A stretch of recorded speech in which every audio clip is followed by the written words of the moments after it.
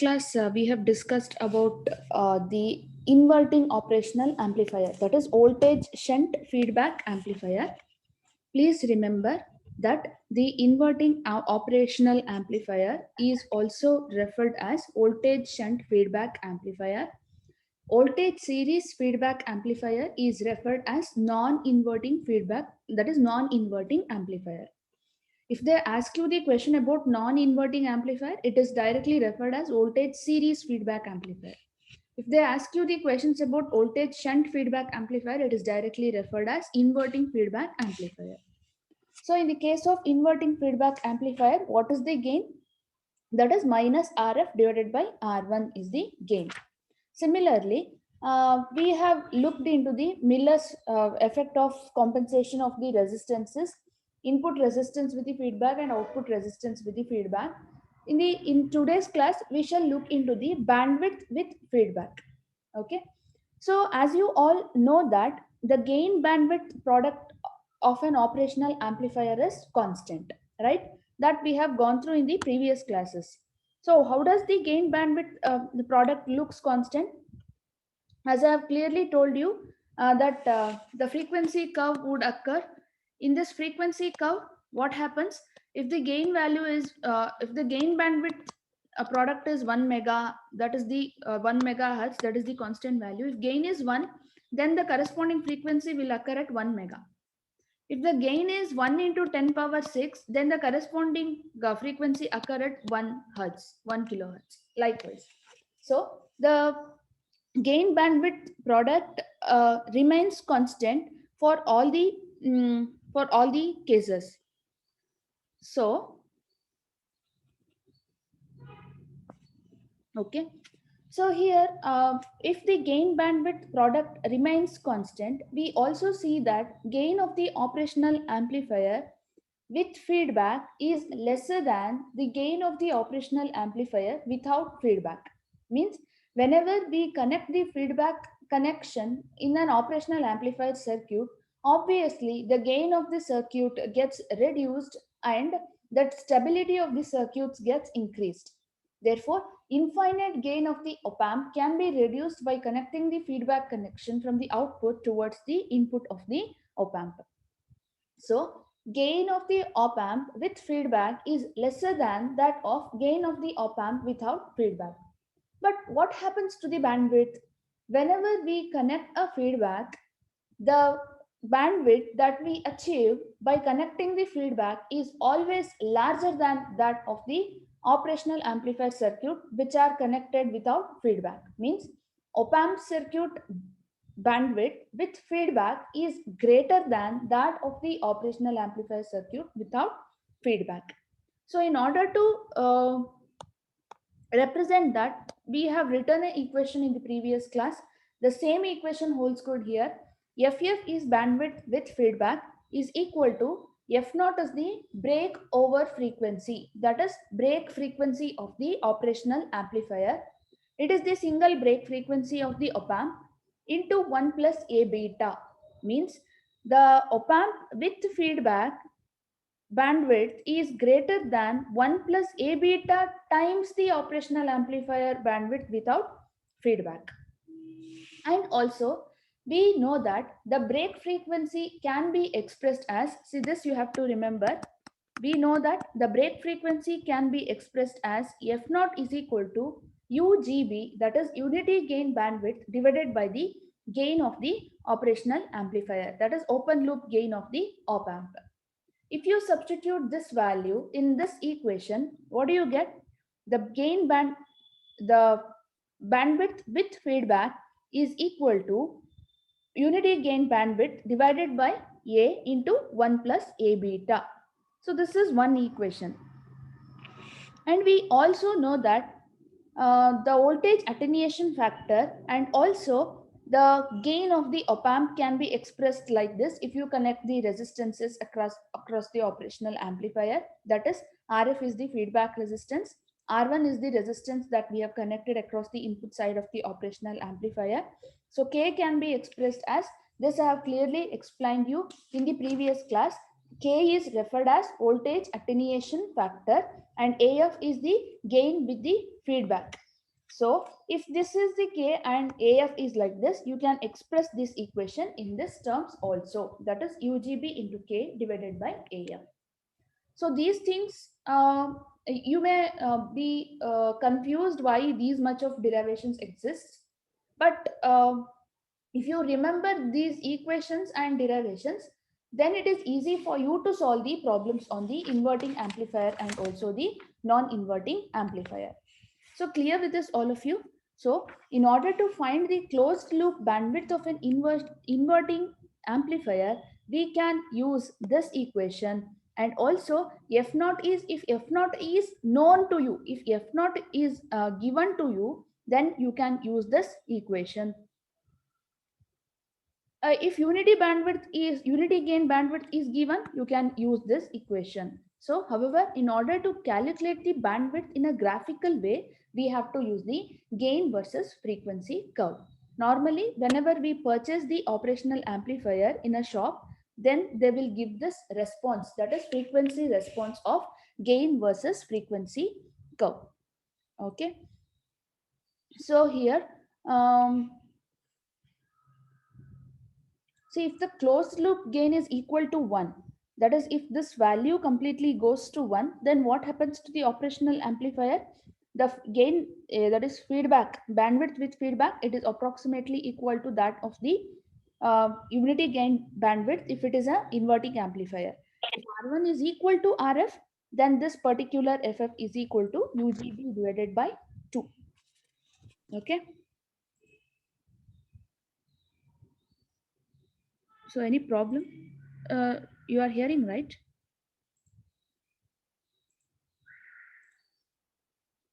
So you may be confused with this mm, equations, but soon after when you get into the problems and when you solve this by your hand, when you solve the uh, equations and derivations on hand, then you will get to know the techniques and why these equations are derived. And this is about the voltage shunt feedback amplifier. Dear students, I thought of taking the problems at the last, so that by summarizing all the formulas, we can start taking the problems at the last. Okay, for time being, now I'll be starting with the AC and also DC amplifiers. But you have to remember these formulas. Until and unless you understand these formulas, you will never understand anything, means you will be in trouble while solving the problems. So kindly request all of you to go through these derivations and write down all the formulas for non-inverting and also inverting operational amplifier by making a table with a 2 column. Okay, so understood with this, right? So clear with this, all of you? Can you please reply me on the chat window?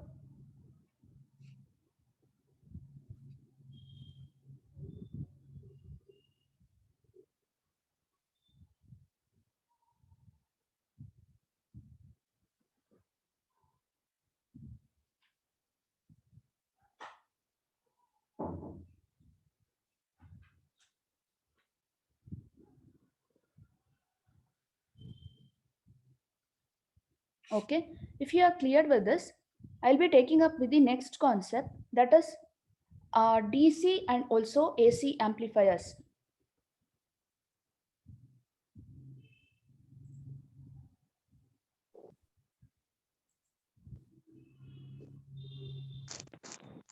Just a minute, I'll share a screen.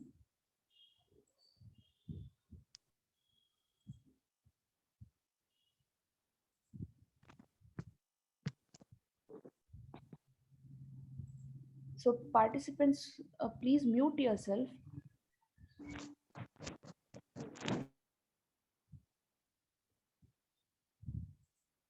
Okay, so now here,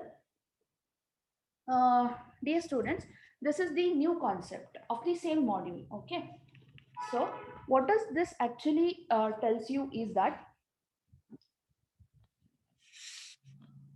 yeah, so you can able to see the screen, right? That is DC amplifiers I have written. uh, You can able to see the screen, right? DC amplifiers, which I have written on a board. Yeah, okay.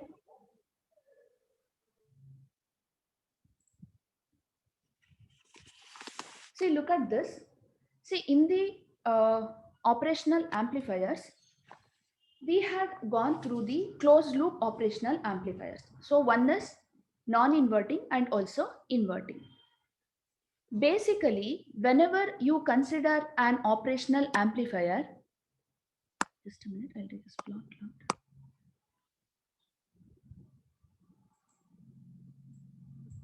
See, basically, whenever you consider an operational amplifier, an op-amp can amplify DC signals and it can also amplify AC signals. The DC amplifier amplifies the DC signals. Whenever there are changes in the DC input levels, then the corresponding DC amplifier will amplify the DC signals. So this means op-amp as a DC amplifier, it can be an inverting amplifier, it can be non-inverting amplifier, or else it can be differential amplifier. Clear with this, all of you? Op-amp can amplify both AC signals and also DC signals. When does this amplify DC signals? Whenever there exists some changes in the DC input levels, definitely the operational amplifier will amplify the DC signals. In this amplifiers, means op-amp as a DC amplifier, it can be configured as a non-inverting, inverting, or differential amplifier. Means all the configurations will be all the configurations of op-amp can work as a DC amplifiers. So now, before getting into the actual concept, dear students, I'll explain you a concept called as an offset. Okay. So what does this offset actually mean? Dear students, kindly note that this word itself will tell you the meaning of offset. See here, there are two words in this single word. One is off and the other one is set. So this refers to the input and the second one refers to the output. So what is the meaning of this offset? What is the meaning of this offset? Here, look at this. Whenever the two inputs of the op-amp is equal to 0, means off, which is in off state. Whenever there are no inputs applied to the op-amp, even though you have not applied any inputs across the op-amp, you will get some small quantity of the output voltage across the output. Means that voltage that appears across the output, even though the input value of the op-amp is equal to 0, that particular value of the voltage that appears across the output is referred as the offset voltage. Okay. Normally, to expect the op-amp with a higher precision or greater precision, this offset voltage should go to 0. Means higher the accuracy, you want high accuracy means the offset value should go to 0 for the op-amp. Okay. So in order to reduce this offset value to 0, means that in order to increase the accuracy of the operational amplifier, what do we do is, here look at this. Why do we go for the offset nulling circuitry? So in order to reduce this offset voltage, we will connect an offset nulling circuitry across the two terminals of the operational amplifier. Clear with this, all of you? So why do we connect this offset nulling circuitry across the operational amplifier? Means there are two reasons for this. One is it is directly given in order to increase the accuracy of the DC amplifiers, and the other one is in order to reduce this offset voltage to 0, what do? We will connect an offset null circuitry across the operational amplifier. So offset nulling circuitry means that there exist some particular pins in the op-amp. Op-amp is an 8-pin IC. There exist some two particular pins in the op-amp which works better for the, which is particularly stipulated for the offset nulling circuitry itself. Means that pin number 1 and 5 of the op-amp is referred as the offset nulling pins. Means whenever you connect some circuit between pin number 1 and pin number 5, that is offset null circuit between pin number 1 and pin number 5, that particular circuit works as the offset nulling circuitry of the operational amplifier. So this option is available only in some type of the op amp, like 741 op amp likewise. If that facility is not available in the op amp, that is offset null capability itself is absent inside some of the op amp, then what do? Is we will connect a voltage compensating network inside the op amp, voltage compensating network to the op amp in order to nullify this offset voltage. Clear with this, all of you? See, those points are very clear here. Op-amp can amplify both DC signals and also AC signals. In order to improve the accuracy of the DC amplifiers and also in order to reduce the offset voltage, to increase the accuracy, we have used an offset nulling circuitry. Offset nulling circuitry is usually connected between pin number 1 and pin number 5 of the op-amp. But in some kind of the op-amp, this option is not available. Means those pin numbers do not work for the offset nulling capability. If that is the case, then we can use the voltage compensating network across the operational amplifier, so that the precision of the operational amplifier gets increased and also the accuracy of the operational amplifier gets increased. So there are some high precision op amp, that is 741 is a 714, that is mu a 714 is very high precision op amp which has got some desired properties, which has very smaller offsets and also drifts, which is normally used. But some cases, if there are because of some applications we need another op amps, if there are no facility to the offset nulling, then we will use some of voltage compensating network.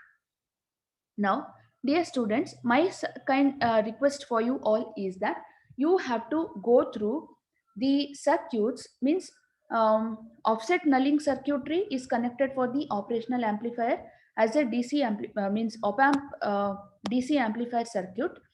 That is for all the configuration they have shown how to connect the circuit, that is for inverting, non-inverting and differential amplifier. Similarly, for the same cases, means offset nulling circuitry connected for inverting amplifier, non-inverting amplifier and differential amplifier, all the configuration they had given. Similarly, voltage compensating network is connected for inverting, non-inverting and difference amplifier. So I request all of you to go through those circuits. If you get any doubts, you can ask me. Across pin number 1 and 5, they have connected a pot. So by using that pot, you can change you can change the value of the resistance so that the offset will be nullified. So clear with this, all of you? Have you understood with this? Gagan, have you understood? Can you please reply me on the chat window?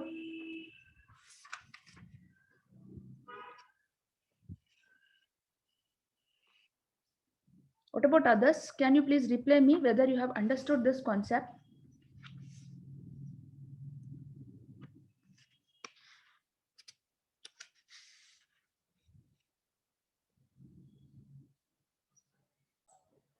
Look at this. See, in the previous slide, we have discussed about the DC amplifiers. Now we will discuss for the AC amplifiers. See here, whenever we need some AC response characteristics of the op amp, that is, it may be high frequency limits or low frequency limits, that in that case, we will use the AC amplifiers. But whenever you use the AC amplifiers, what is the problem that you face is that there exists some unwanted DC signal or some unwanted DC level on that AC signal. Means this unwanted DC level rides on the AC signal. So what do we do in such cases? Means, see, though offset nulling compensating circuits works for the AC amplifiers also. But some unwanted signal enters into the AC amplifiers. Then what do we do in such cases is we will use coupling capacitors across the AC amplifier so that these capacitor will allow the AC signal and it filters out the DC component which is present in the AC signal. For example, if you consider some audio receiving system, in that audio receiving system there are number of stages. Because of some variations or because of some thermal drifts, what happens, some DC level will be introduced across one stage to the another stage. So in order to prevent the amplification of such unwanted DC levels, what do? We will use the coupling capacitor between one stage to that of the another stage. In the same way, AC amplifiers, in order to prevent this DC level to get amplified, we will use the coupling capacitors across this AC amplifiers. What do this coupling capacitor will do? The coupling capacitor will prevent the amplification of DC levels, and it also sets some low frequency limits. That is, what is the low frequency limit that is set, low frequency cutoff limit that is set by the coupling capacitor means this is the formula for that. It is no other go. You have to remember this formula. FL is equal to 1 divided by 2 pi. Ci is the value of the coupling capacitor that we connect between the, that is like this, coupling capacitor between the two stages, and RIF is the AC input resistance. R0 is the AC output resistance of the first stage of the operational amplifier. And how do you give the bandwidth? The bandwidth is expressed as the difference between the higher frequency minus the lower frequency. That is referred as the bandwidth. And you also please note that the bandwidth is completely dependent upon the closed loop gain of the operational amplifier. So it is also dependent upon the low frequency limit of the low frequency cutoff limit, which is set by the coupling capacitor. So how do you calculate the low frequency cutoff limit? Low frequency cutoff limit is calculated by using this formula, that is RIF divided by, that is 1 divided by 2 pi into Ci into RIF plus R0. RIF is the AC input resistance. R0 is the AC output resistance of the first stage of the operational amplifier. So clear with this all of you, AC amplifiers and the two important formulas across the AC amplifiers. So how do you calculate the bandwidth? FH minus FL. This you know very well, but there is no other go. You have to remember this equation because the derivation is not mentioned in your syllabus. That is 1 divided by 2 pi Ci into RIF plus R0. This is AC output resistance, AC input resistance. Why it is only AC input resistance? Because this is the lower cutoff frequency which is set by the coupling capacitor that we have connected from one stage to the another stage. This happens only in the AC amplifiers. That is why this is referred as AC input resistance and this is referred as R0 is referred as AC output resistance. So clear with this all of you?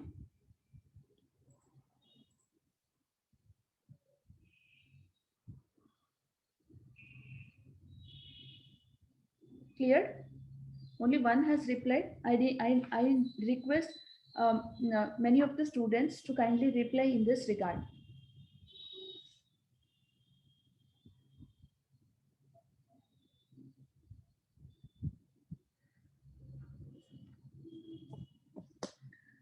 Dear students, I thought of solving problems at the last. Is it okay for you?